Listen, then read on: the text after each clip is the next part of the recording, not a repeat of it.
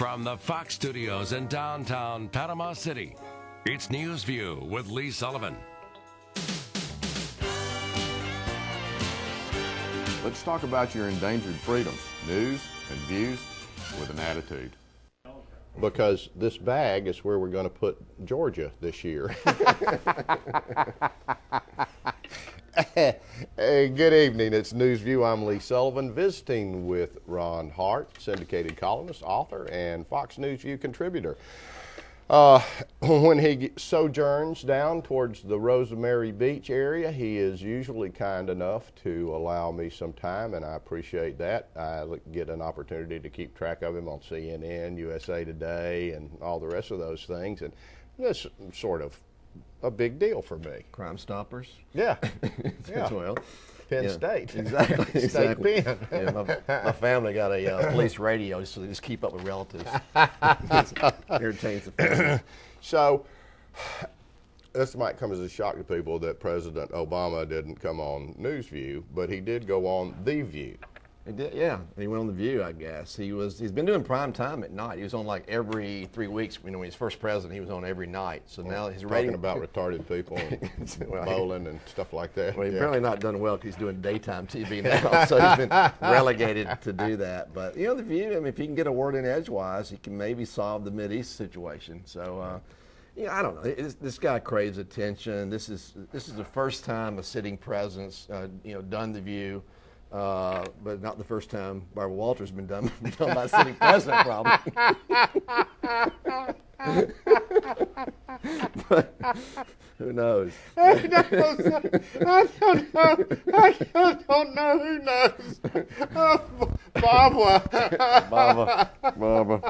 So,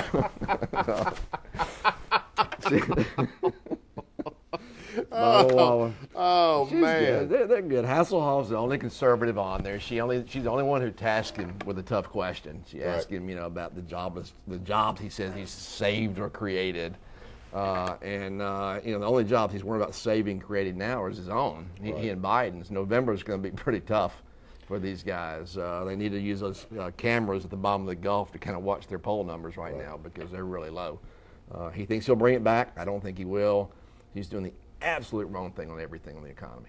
Absolutely everything. Well, and not only that, Ron, but he just seems to be focused on trying to alienate himself from the general thought process of the average American citizen. Look at Arizona. Yeah, he doesn't know what average is. He was never raised. He had an eclectic life, clearly, but he was basically raised by liberal college professors, if you think about him. And that's who he has around him making his decisions. People have never been in the real world. They've never really made a big decision, but they have theories they want to work on. The White House is no place to work on your theories. You can do a term paper, Yale, cool, give yourself a B, whatever you want to do, but don't try it on us. I mean, don't try it until it's ready. Right. At least laboratory rats get tried medicine on before they try it on the country. Really? These guys go right to the country with their theories on things, which are Keynesian. It's not even Keynesian. Keynesian economics said when the economy is bad, you stimulate with money.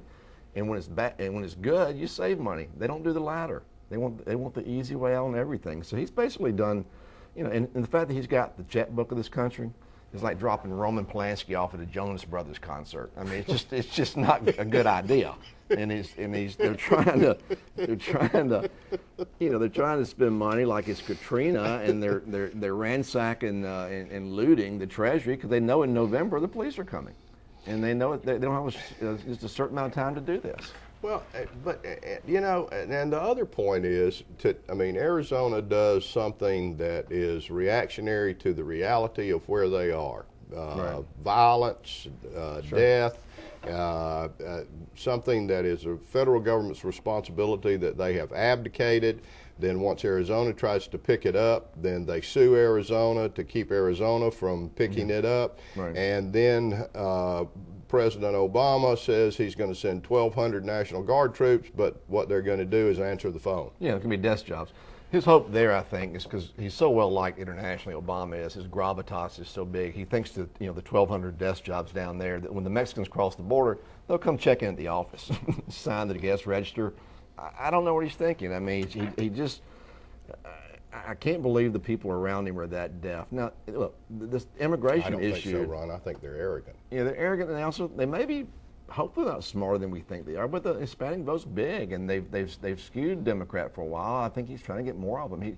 I think he's laying back, letting the Hispanics or the illegal aliens get mad at the Republican Party, and hope that's his next victim class of voting blocks. I mean, the Democrats traffic only in victims. Presupposes that the cockroaches can vote. Oh, Illegally. Show up. Look, yeah. Look, these guys are willing to cross the border. You don't think they walk into a polling booth? Oh illegally? yeah, no.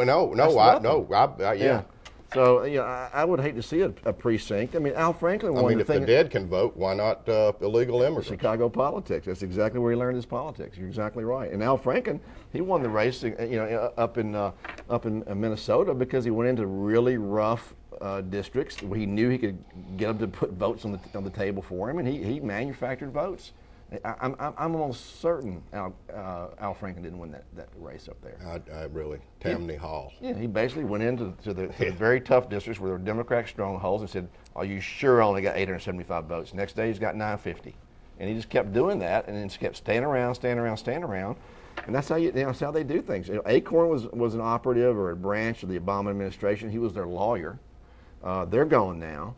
He's got to find other constituencies to be his thugs. And the union people are unionizing in America right now at a level that's unbelievable in terms of the government, not out in the other part of the country. Right. And it's just awful the way he's doing things. I mean, it's just I can't imagine I haven't seen a decision he has made yet that I like. I can bond with you on that. Yeah. But unlike you, I had no hope for him at all. Right. Okay. But I told my wife when he made that speech at the Democratic convention, I said, "Yeah, lady, in Boston, yeah. Right. Watch this one now, Yeah. because this is smooth. This is good. Right. Oratory. If oratory gets you there, sure. This guy is going to be there. Right. Yeah. He bumbles too when he speaks personally. Like even on the View the other day, well, now please, if he doesn't have, please, please, it's the only thing I've got in common with him. No. I mean, he's got a teleprompter. As long as he turn and read the teleprompter and do these soaring speeches that's written by Axelrod and some very talented speechwriters. You have to admit. I mean, they talk and talk and talk and never say anything. You don't think he did well in extemporaneous speaking? No, because the facts are on his side. Same reason talk radio, liberal talk radio doesn't do well as a media source is they can't defend their positions. They can give a soaring speech about America, kumbala, we should hold hands, and all Americans should lift up. But as soon as you question them on the particulars, they can't answer it. Conservatives can because they know. Rush Limbaugh knows where he stands. Right. Laura Ingraham knows where they stand. I mean, if you're conservative, you and I know where we stand. You ask me anything, I go back to my core beliefs, and I can answer from there. These guys can't. So that's the reason talk radio doesn't do well in America. It's a free market system, and no one wants to hear Garofalo or whatever her name is just whine all the time with no facts and no logic, no core beliefs. It's just a bad scenario. Ron Hart, we'll be right back.